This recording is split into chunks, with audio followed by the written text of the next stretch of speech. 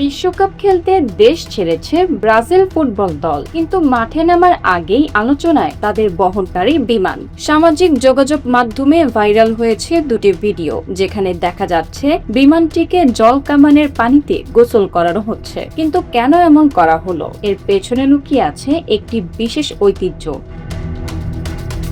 প্রথম ভিডিওটি ধারণ করা হয় ব্রাজিলের মাটিতে উড্ডয়নের ঠিক আগে, আর দ্বিতীয়টি যুক্তরাষ্ট্রে পৌঁছানোর পর।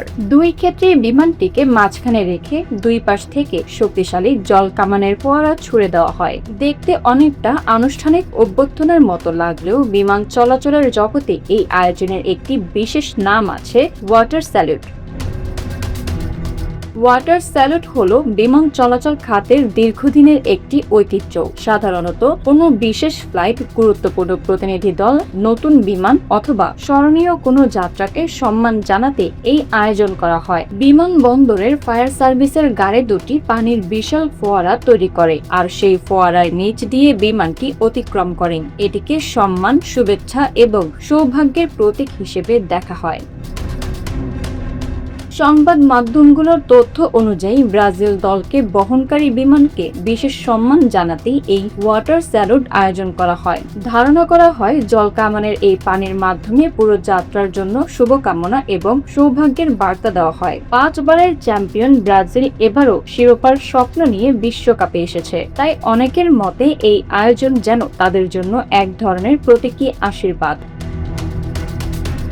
বিমানটিও কম আলোচিত নয়। এটি একটি বোয়িং 767-300ER মডেলের বিমান। প্রতিবেদন অনুযায়ী একসময় বিশ্বের বিখ্যাত রক ব্যান্ড রোলিং স্টোনস তাদের সফরে এই বিমান ব্যবহার করেছিলেন। 2022 সালে ব্যান্ডটির 60তম প্রতিষ্ঠা বার্ষিকীর ট্যুরেও বিমানটি ব্যবহৃত হয়েছিল। এর আনুমানিক মূল্য প্রায় 22 কোটি মার্কিন ডলার।